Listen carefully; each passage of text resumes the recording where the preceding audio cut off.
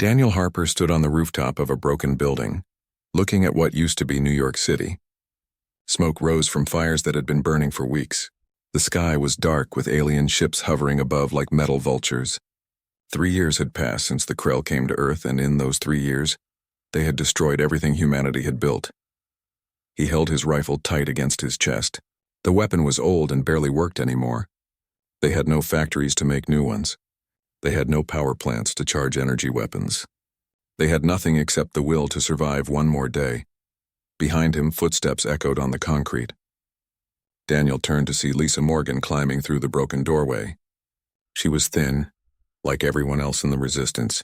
Her hands were covered in grease and cuts from working on machines that should have been thrown away years ago. "Any luck with the radio?" Daniel asked. Lisa shook her head. "The Krell are jamming everything. But I think I found something in the old military base under the city. There's a deep space communications array. It's really old, from before the war. The Krell might not even know it exists." Daniel felt a tiny spark of hope in his chest. Hope was dangerous these days. It made you careless. It made you think tomorrow might be better, but he couldn't help it. "Can you fix it?" he asked. "Maybe," Lisa said. "If Commander Sullivan can send us the parts we need. If the Krell don't find us first.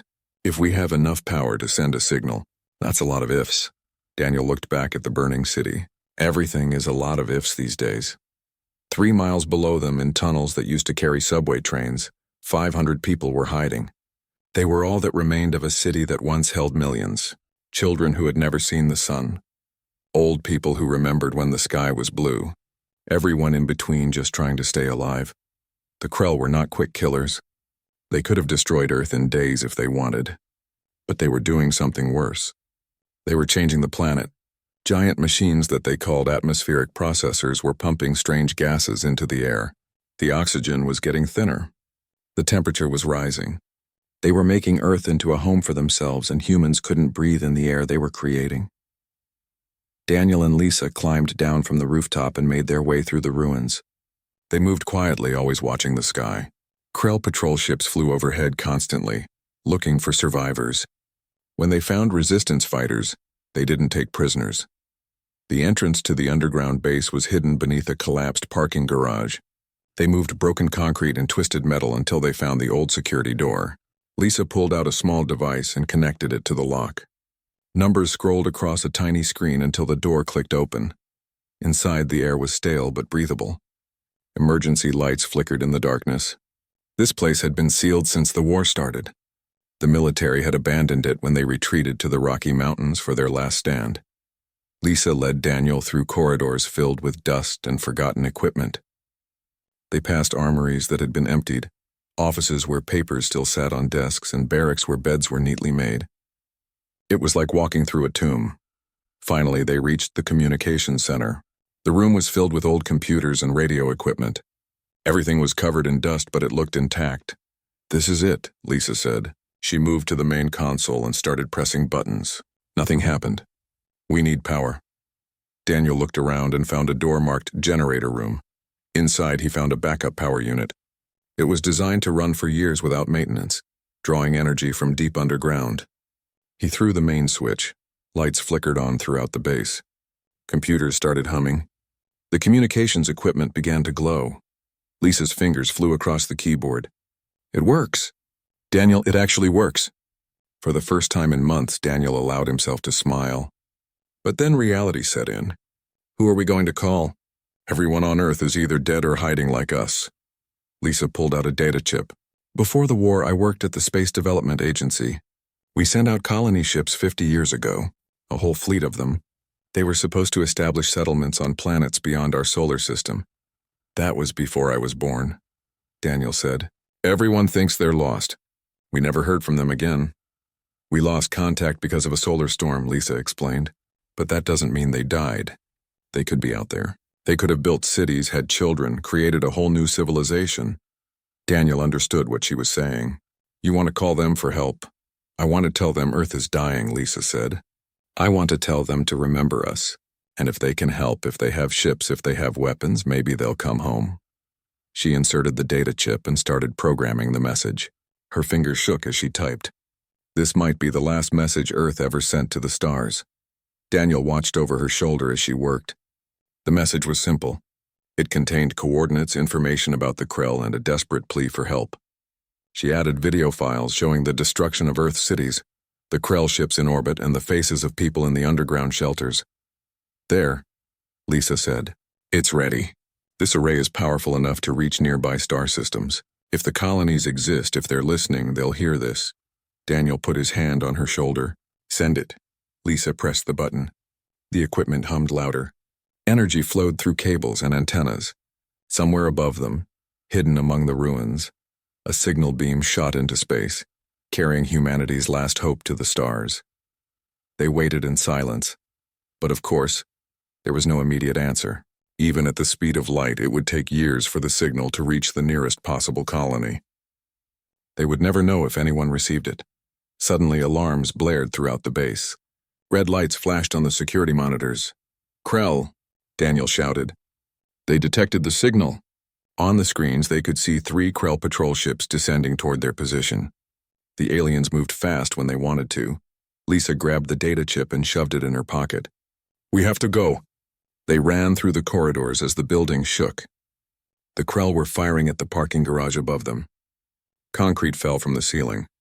Dust filled the air. Daniel led Lisa to an emergency exit tunnel. It was narrow and dark, but it led away from the base toward the subway system. They crawled through it as explosions echoed behind them. When they finally emerged into the subway tunnels, both of them were coughing and covered in dust. But they were alive. Commander Sullivan was waiting for them in the main shelter. He was a big man with a scarred face and tired eyes. He had led the garrison in the Rocky Mountains until the Krell overran it. Now he led what remained. "Did you send it?" he asked. "We sent it," Lisa confirmed. "But the Krell found us." "They'll be searching the area," Sullivan nodded. "We'll move the shelter tonight. We've done it before." He looked at both of them. "Do you really think anyone heard that message?" Daniel thought about the question.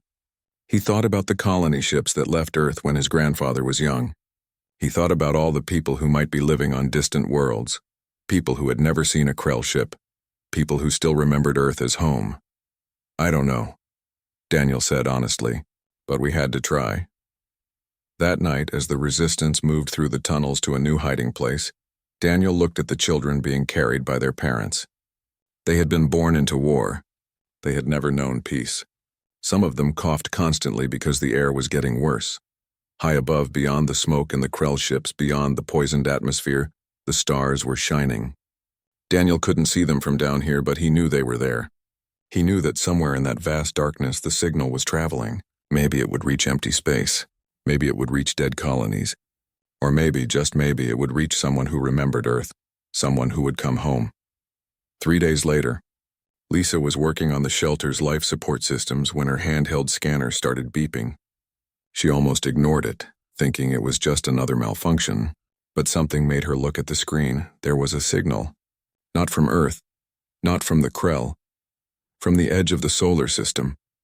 Someone was out there, and they were coming. Admiral Henry Ross stood on the bridge of the Valiant Dawn and stared at the image of Earth on the main screen. Even from the edge of the solar system, he could see that his homeworld was dying. Dark clouds covered most of the planet. Fires burned across the continents. Alien ships swarmed in orbit like insects around a corpse. He was 70 years old, but he felt much older now. He had been born on a colony ship traveling between the stars. His parents had been among the original pioneers who left Earth 50 years ago. They had told him stories about blue skies and green forests, about oceans that stretched beyond the horizon. He had spent his whole life dreaming of seeing Earth with his own eyes. This was not how he imagined it would be. Captain Nicole Bennett stood beside him. She was younger, barely 40, but she had the hard eyes of someone who had seen combat. Her family had settled on New Terra, the first colony. She had never seen Earth before, not even in her dreams, but she understood what it meant to the Admiral and the others who still called it home. "Long-range scans are complete," she said quietly. "The situation is worse than we thought. The Krell have at least 50 capital ships in orbit. They have ground forces on every continent. Those atmospheric processors are changing the air composition. In another year, humans won't be able to breathe on their own planet." Henry closed his eyes. 50 capital ships. The colonial fleet had 30 warships, and they were good ships built with new technology. But 50 to 30 was not good odds, especially when they were so far from any support. "Show me the resistance activity," he ordered. The screen changed to show scattered heat signatures across the planet, small groups of humans hiding underground, fighting a war they couldn't win. Henry had been monitoring Earth for the past 5 years, ever since the Krell invasion began. He had watched helplessly as city after city fell. He had wanted to come sooner, but the Colonial Council had debated and argued while Earth burned. Until 3 days ago, when they received the distress signal, Dr. Peter Grant entered the bridge carrying a data pad. He was an old man, even older than Henry, with white hair and thick glasses. He had been the chief science officer on the original colony expedition. He remembered Earth better than anyone else on the fleet. "I've analyzed the signal," Peter said. "It came from New York, from an old military communications array." The message included tactical data about the Krell forces, information about their technology, and a personal plea for help. He paused. "Admiral, they don't know if we even exist anymore. They sent this message into the void, hoping someone would hear it." Henry took the datapad and read the message again. He had read it 100 times already. The words were simple and desperate. The images were heartbreaking. Children with hollow eyes, old people dying in the dark, young fighters with broken weapons facing an enemy they couldn't defeat. "How long until the fleet is ready to move?" he asked Nicole. "All ships are in position," she replied. "We can begin the attack in 12 hours. "The council said we should observe and plan," Peter reminded him gently. "They said we should spend weeks studying the Krell before we act." Henry looked at the old man. They had been friends for 40 years. Peter had stood beside him through every difficult decision. But this decision was not difficult at all. "The council is safe on New Terra, 15 light-years away," Henry said. "Earth doesn't have weeks. Those people down there are dying right now." "They're our people, Peter. They gave us the ships to reach the stars. They gave us supplies and knowledge and hope. They made us possible. Now they need us." Peter smiled sadly. "I was hoping you'd say that." "What are your orders, Admiral?" Henry turned to face the bridge crew. Every station was manned by young men and women born in the colonies. Their grandparents had left Earth, but they had grown up hearing stories about the blue planet. They had been raised to remember where humanity came from. Now it was time to go home. "Send a message to all ships," Henry ordered. "We're going to do what the Colonial Expeditionary Fleet was always meant to do. We're going to protect Earth. We're going to drive the Krell away from our home world. And we're going to show those people down there that they're not alone. Not anymore." The bridge crew erupted in cheers. Nicole started giving orders. Ships began moving into attack formation. The Colonial Fleet had been in the outer solar system for 3 days, hiding behind the gas giants, studying the enemy. Now the time for hiding was over. Henry returned to his quarters to prepare. On his desk was a photograph, old and faded, protected in a plastic frame. It showed a young couple standing in front of the colony ship Liberty. His parents on the day they left Earth. They were smiling, excited about the adventure ahead. Behind them, Earth was a blue sphere in the black sky. His mother had died giving birth to him on the journey to New Terra. His father had raised him alone, always telling him about the world they left behind. About grass and rain and wind, about cities full of people and lights, about a planet that was humanity's cradle. "I'm coming home, Dad," Henry whispered to the photograph, "just like you always wanted." A knock on the door interrupted his thoughts. Nicole entered, holding a datapad. "The crew wants to send a message back to Earth," she said. "Before we attack, they want the resistance to know we're here. They want them to know we're coming." Henry thought about it. A message would alert the Krell that something was happening. But it would also give the people on Earth something they hadn't had in 3 years. "Hope. Do it," he said. "Tell them this is the Colonial Expeditionary Fleet. Tell them we've come home. Tell them to hold on just a little longer." Nicole smiled. "They're going to cry when they hear this." "We're all going to cry," Henry admitted. 6 hours later, the fleet began moving toward Earth. 30 ships painted in the blue and white colors of the colonies.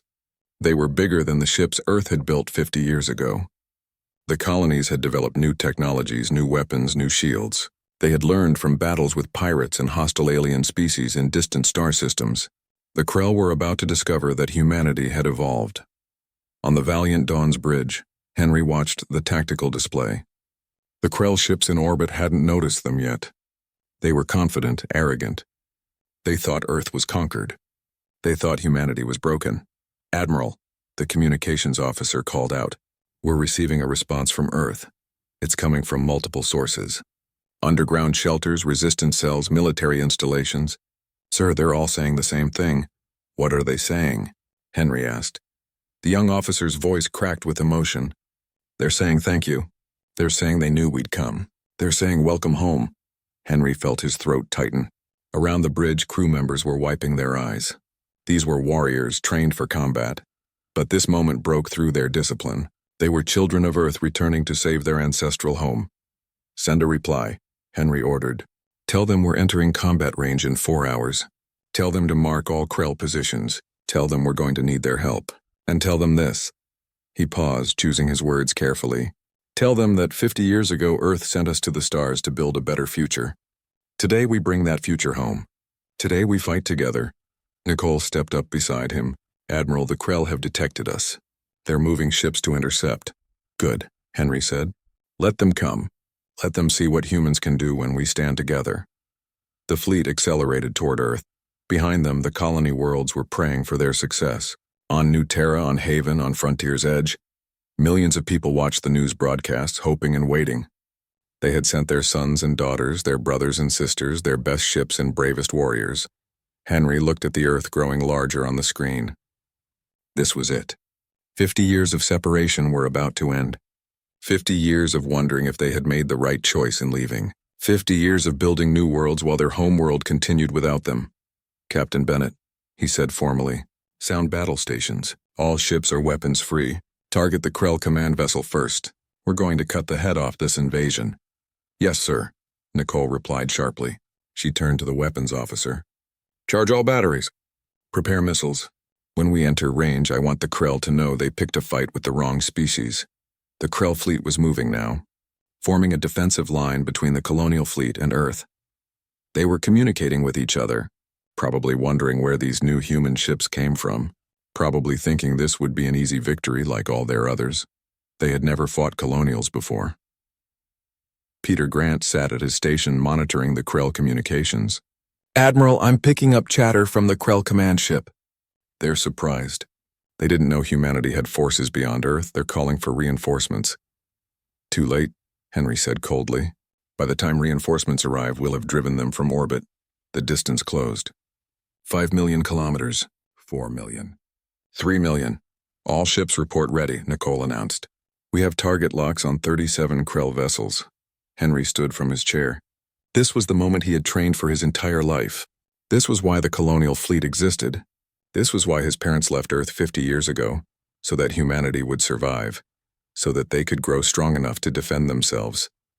"For Earth," Henry said quietly. Lieutenant Sam Porter gripped his rifle as the drop pod shook violently.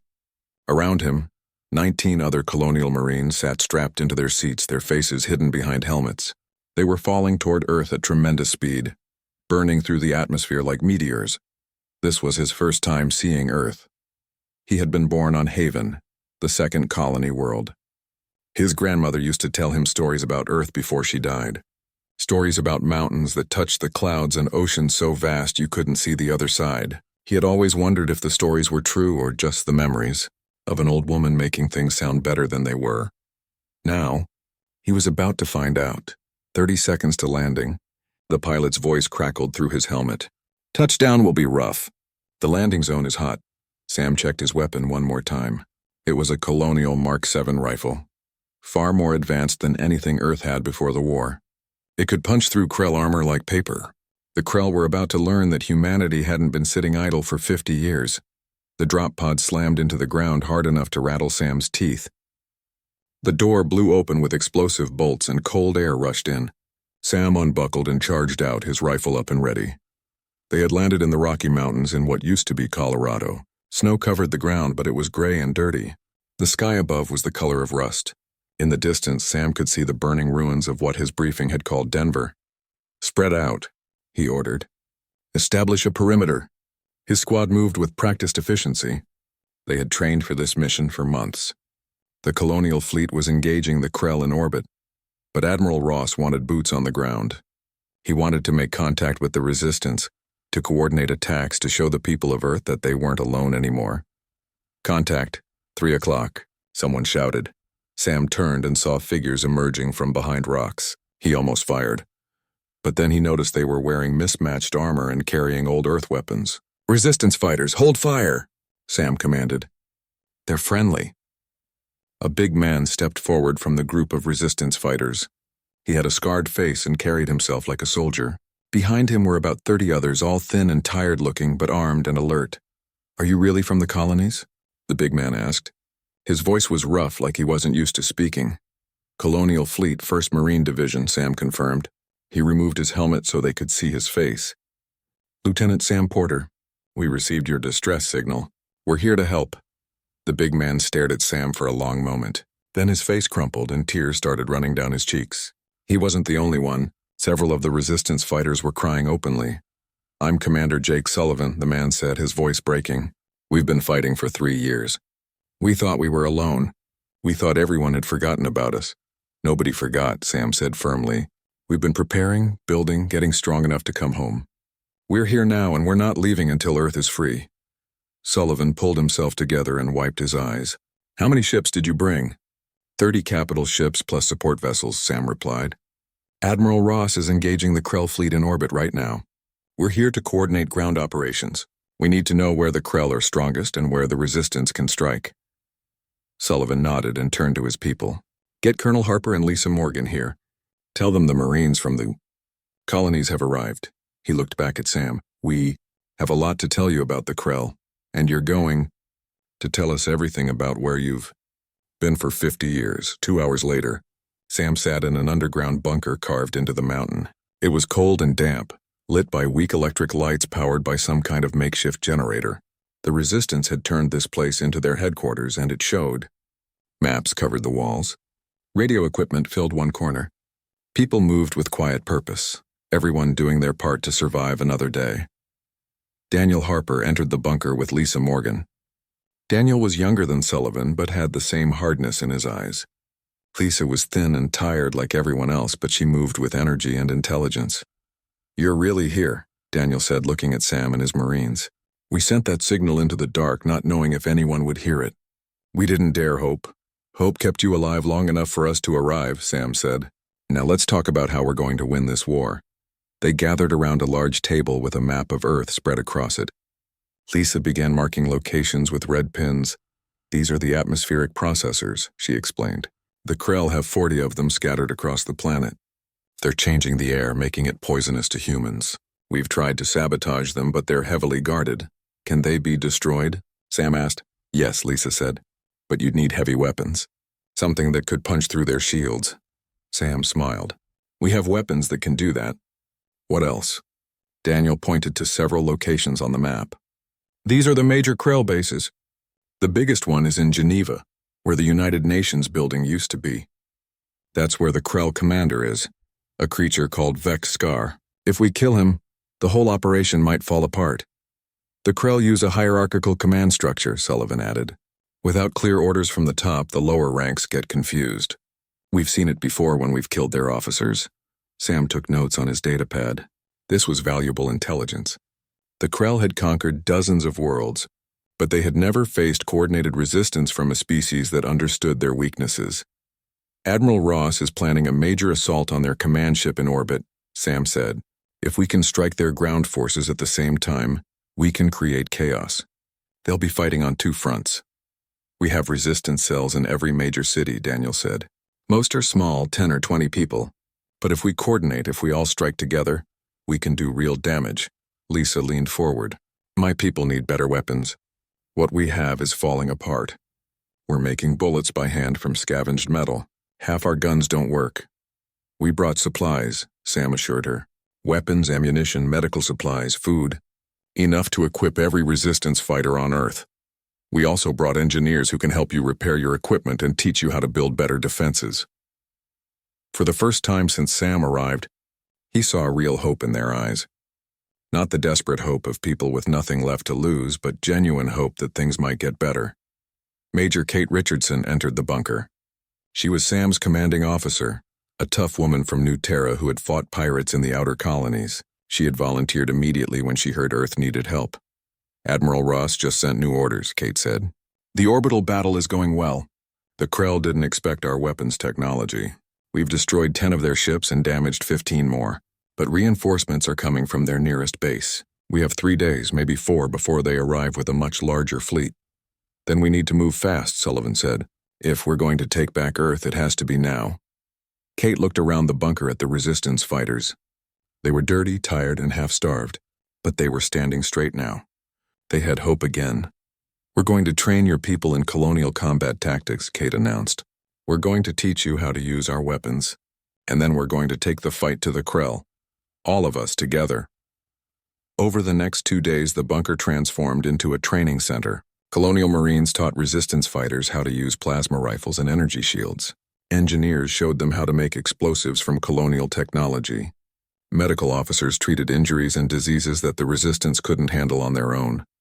Sam spent time with the younger Resistance fighters, kids barely old enough to hold a rifle. They asked him about the colonies, about what life was like on other worlds. He told them about cities with clean air and water, about farms growing real food, about schools where children learned without fear. Is it really like that? A young girl asked. Her name was Sophie and she was maybe 12 years old. She had never known peace. It is, Sam promised. And when this is over, Earth will be like that again. You'll see the sky turn blue. You'll see stars at night. You'll be able to walk outside without fear. Sophie smiled, and it broke Sam's heart. She should have grown up running and playing, not hiding in bunkers, learning how to kill. On the 3rd day, Daniel gathered all the Resistance leaders for a final briefing. The room was crowded with people from all over the planet, connected by radio and video links. They represented millions of survivors hiding underground, waiting for this moment. Tomorrow we strike everywhere at once, Daniel said. His voice was strong and clear.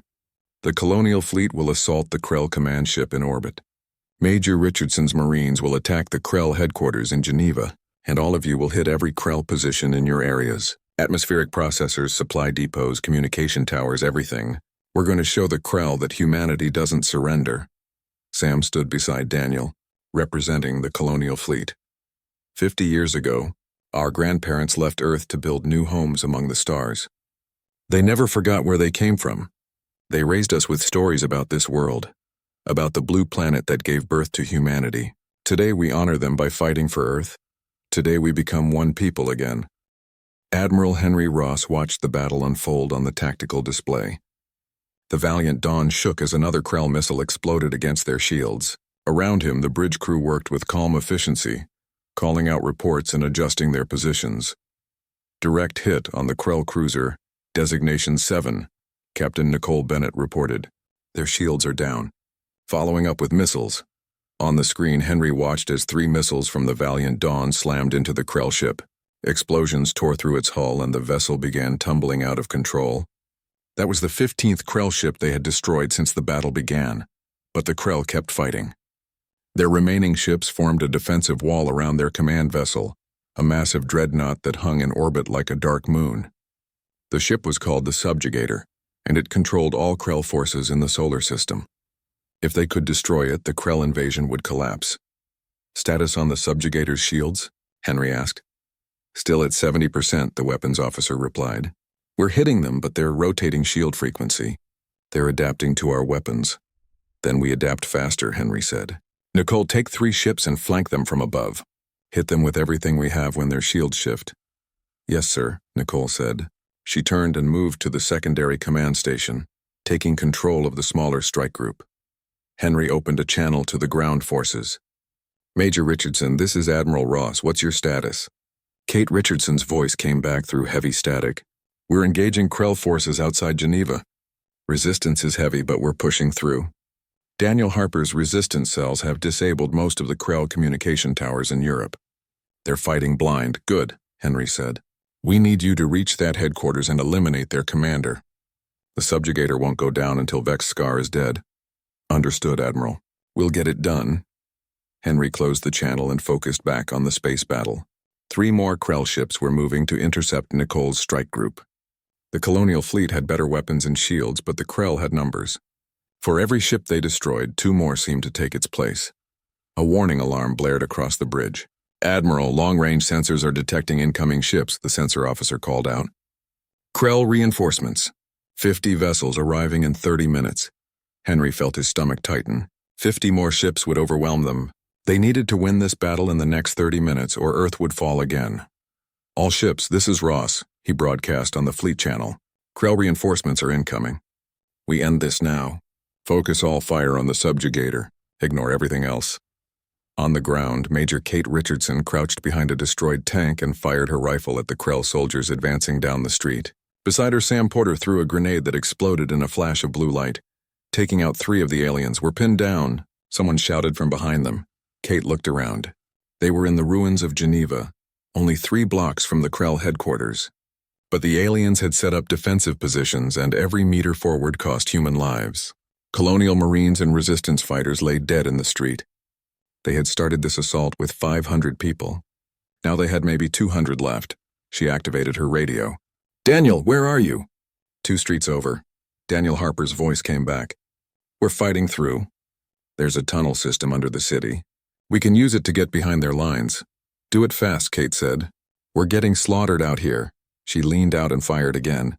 Her rifle punched through a Krell shield and the alien fell, but 3 more took its place. The Krell were larger than humans with 4 arms and thick armor. They fought with brutal efficiency, never retreating, never showing fear. A Krell soldier got too close, swinging a massive blade at Kate's head. She ducked and fired point blank into its chest. The alien collapsed, but its body fell on top of her, pinning her down. Sam rushed over and pulled the dead Krell off her. "You good, Major?" "I'm fine," Kate gasped. "We need to move forward." Suddenly, explosions erupted behind the Krell lines. The defensive positions erupted in fire and chaos. Through the smoke, Kate saw resistance fighters emerging from a tunnel entrance, firing at the Krell from behind. "That's our chance," Kate shouted. "Everyone advance!" The combined human forces pushed forward. The Krell, caught between 2 attacks, began to fall back. Their formation broke and individual aliens tried to retreat toward the headquarters building. Kate led the charge down the street, her Marines following. They reached the headquarters, a massive structure that the Krell had turned into a fortress. Defensive turrets opened fire, cutting down several Marines before Sam destroyed them with a rocket launcher. "Breach the doors," Kate ordered. Explosives blew open the main entrance. Kate and her team rushed inside, clearing rooms with practiced efficiency. The building was full of Krell soldiers, but the humans had surprise and better weapons. They fought floor by floor, pushing deeper into the structure. Daniel appeared with a group of resistance fighters. His face was covered in soot and blood, but his eyes were fierce. "Vexskar is on the top floor. He's trying to escape to a shuttle." "Not a chance," Kate said. "Sam, take your squad and secure the landing pad. Don't let any shuttles leave. Daniel, you're with me. We're going after Vexskar." They climbed the stairs, fighting Krell guards every step of the way. The aliens defended their commander with fanatical determination, but nothing could stop the advancing humans. They had waited 3 years for this moment. The top floor was a command center filled with alien technology. Screens showed battles happening all over Earth as resistance fighters attacked Krell positions everywhere. The invasion was crumbling. At the far end of the room stood Vexskar. He was massive, even for a Krell, covered in battle scars and wearing ornate armor. When he saw Kate and Daniel, he roared in fury. "You will not survive this," Vexskar said in broken English. "My empire controls 1,000 worlds. You are nothing." "We're Earth," Kate said coldly. "And you picked the wrong planet to invade." She and Daniel opened fire together. Their combined shots overwhelmed Vexskar's personal shield. The Krell commander stumbled back, then charged at them with surprising speed. His forearm swung massive blades. Daniel rolled to the side, firing continuously. Kate stood her ground and switched her rifle to maximum power. The weapon hummed and glowed. She aimed carefully and pulled the trigger. The shot hit Vexskar directly in the chest. The energy tore through his armor and into his body. The alien commander let out one final roar, then collapsed to the ground. Kate walked over and checked to make sure he was dead. "It's done," she said into her radio. "Vexskar is eliminated." In orbit, Admiral Henry watched as the subjugator suddenly changed. The massive ship's shields flickered and failed. Its weapons stopped firing. Confusion spread through the Krell fleet as their command structure collapsed. "Now," Henry ordered. "All ships concentrate fire on the subjugator." Every colonial ship in range fired at once. Missiles, energy beams, and kinetic rounds slammed into the defenseless dreadnought. Explosions rippled across its hull. Internal fires burned through multiple decks. Nicole's strike group hit from above, their weapons tearing into the ship's main reactor. The subjugator began to break apart, huge pieces of metal spinning off into space. "She's going critical," the sensor officer shouted. The subjugator exploded in a blast of white light that lit up the entire solar system. The shockwave hit nearby Krell ships, damaging several and destroying others. The remaining Krell vessels broke formation and began retreating. "Admiral, the Krell are running," Nicole reported. "They're heading out of the solar system." Henry allowed himself to breathe. "Let them go. Send word to all ground forces. The Krell are defeated. Earth is free." Cheers erupted across the bridge. Crew members hugged each other, tears streaming down their faces. They had done it. Against impossible odds, they had saved Earth, but the victory came at a cost. Henry looked at the casualty reports appearing on his screen. 5 colonial ships destroyed, 8 more heavily damaged, thousands of Marines and resistance fighters dead or wounded. The price of freedom had been high. On the ground in Geneva, Kate and Daniel stood on the roof of the headquarters building, watching the sky.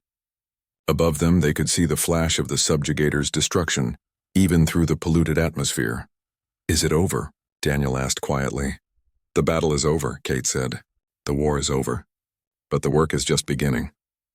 We have to rebuild everything they destroyed. We have to clean the air and heal the planet. That's going to take years." "We have years now," Daniel said. "We didn't have them before." Across Earth, resistance fighters emerged from their hiding places. They looked up at the sky and saw Krell ships fleeing. They saw colonial vessels moving into stable orbits, no longer fighting but guarding. For the first time in 3 years, they felt safe. In the underground shelter beneath New York, Lisa Morgan watched on a small screen as the news spread. The Krell were gone. The colonial Marines had won. Humans from distant stars had come home and saved them all. Around her, people were crying and laughing and hugging each other. Children who had been born during the war asked their parents what peace meant. Old people who thought they would die in the tunnels talked about seeing the sun one more time. 6 months had passed since the day the Krell fled from Earth. Daniel Harper stood in what used to be Central Park in New York City and watched as workers planted new trees. The sky above was blue for the first time in 3 years. Real blue, not the sick rust color that the Krell atmospheric processors had created. He took a deep breath of clean air. It still felt strange, breathing without the taste of chemicals and smoke. His lungs had gotten used to the bad air. Now they had to remember what good air felt like. Lisa Morgan walked up beside him, carrying a tablet computer. She looked healthier now, with color in her cheeks and meat on her bones. The colonial fleet had brought food supplies, real food, not the processed rations they had been surviving on in the tunnels. "The last atmospheric processor was shut down this morning," Lisa said. "We're monitoring the air quality across the planet. It's improving faster than we expected. The Earth wants to heal itself. We just had to stop poisoning it." "How long until everything is normal?" Daniel asked. "Normal is going to take years," Lisa admitted. "But breathable, safe? We're already there in most places. By next year, you won't be able to tell there was ever anything wrong with the air." Daniel smiled. A year ago, he thought he would die in the tunnels, never seeing the sky again. Now he was standing in sunlight, watching trees being planted, talking about the future like it was something real instead of a fantasy. Admiral Henry Ross arrived in a transport ship that landed in a clear area of the park. He was alone, without guards or ceremony. The Admiral had spent the last 6 months coordinating the reconstruction effort, working 18-hour days to help Earth recover. He looked tired but happy. "Daniel, Lisa," Henry greeted them warmly. He shook their hands. "I wanted to talk to you both about something important." "What is it?" Daniel asked. Henry gestured around at the park, at the workers, at the city slowly coming back to life. "The Colonial Council has approved a permanent mission here on Earth. We're going to send engineers, doctors, teachers, builders, thousands of people who want to help restore this planet, but we need someone to coordinate with the Earth governments, to make sure our help goes where it's needed most. You want me to be the liaison?" Daniel realized. "You led the resistance through the darkest days," Henry said. "People trust you, both the people of Earth and the colonials. You're the bridge between our worlds." Daniel thought about it. For 3 years he had been a fighter, a survivor, someone who lived day to day. Now they were asking him to be a builder, to think about years and decades instead of hours. "I'll do it," Daniel said. "On one condition." "Name it," Henry said. "I want to visit the colonies," Daniel said. "I want to see what you built out there. I want to see the worlds that came back to save us." Henry smiled. "I was hoping you'd say that. I've already prepared a ship." "You leave next week," Lisa touched Daniel's arm. "I'm going too, if that's okay. The colonial engineers have technologies we never dreamed of. I want to learn everything I can so we can rebuild Earth better than it was before." "The more the better," Henry said. "We want everyone to see that humans aren't divided anymore. Earth and the colonies, we're one people now."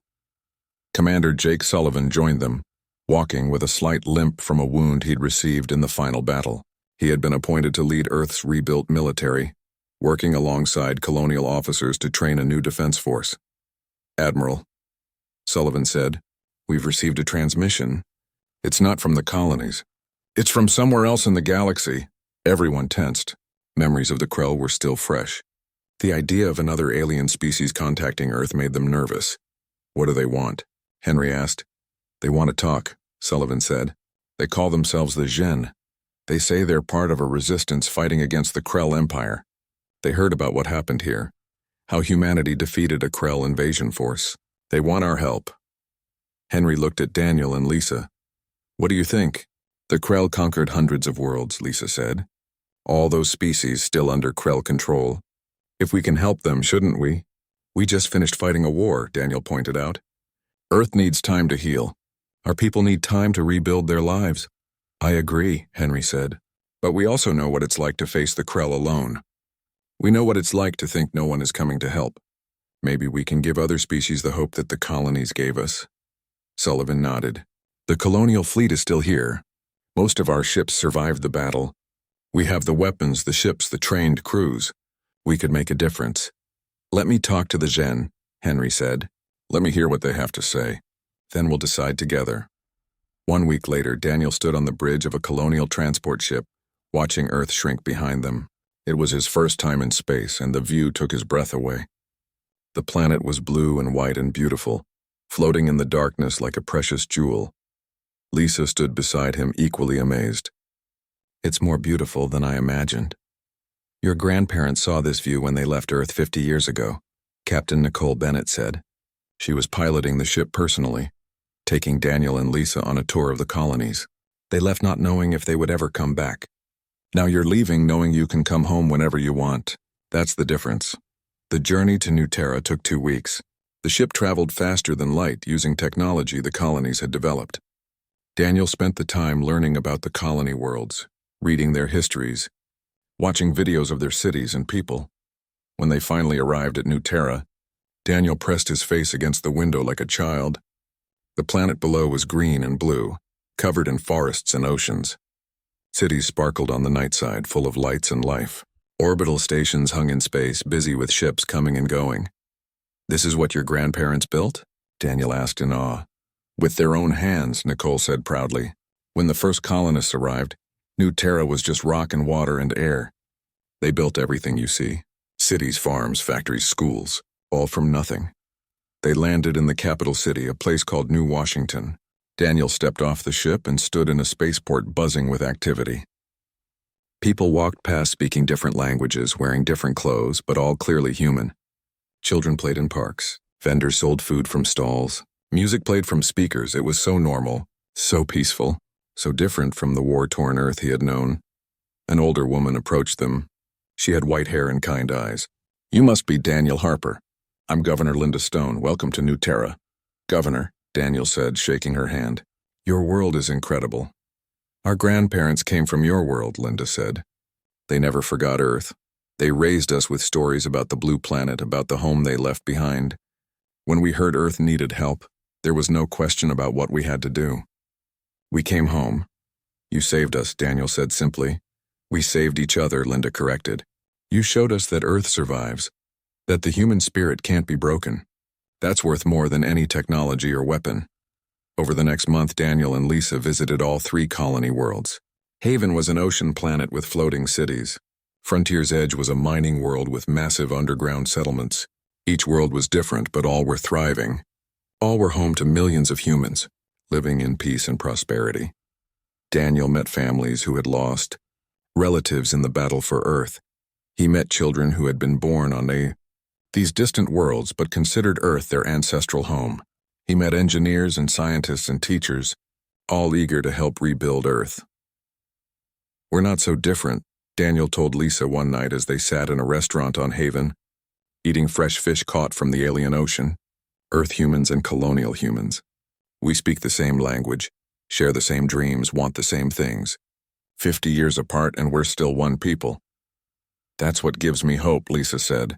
"If we can stay united across light years of distance, we can do anything." When they returned to Earth, Daniel immediately requested a meeting with Admiral Ross and the Earth leadership. The Gen transmission was still waiting for a response. "I've seen the colonies," Daniel said to the assembled leaders. "I've seen what humanity can build when we work together. I've seen the technology, the resources, the goodwill. We have the power to help others the way the colonies helped us. But are we ready?" asked President Chen, the newly elected leader of Earth's provisional government. "We're still recovering. We'll never be completely ready," Henry said. "But the Krell Empire is still out there. They'll come back eventually unless someone stops them. The Gen are offering us a chance to join a coalition of free species, to fight together against the Krell. If we wait until we're ready, it might be too late." "What about our people?" Commander Sullivan asked. "The colonial crews have been away from their homes for months. The Earth forces are exhausted. Can we ask them to fight again so soon?" "We don't have to ask," Captain Nicole Bennett said. "I've already polled my crew. 90% volunteered to stay and join the liberation mission. They believe in this," Daniel stood up. "For 3 years we fought alone. We lost millions of people. We watched our world die. Then help came from the stars, from people we thought were lost. They gave us hope. They gave us freedom. Now other species are where we were 6 months ago, fighting alone, losing hope. Can we really tell them no?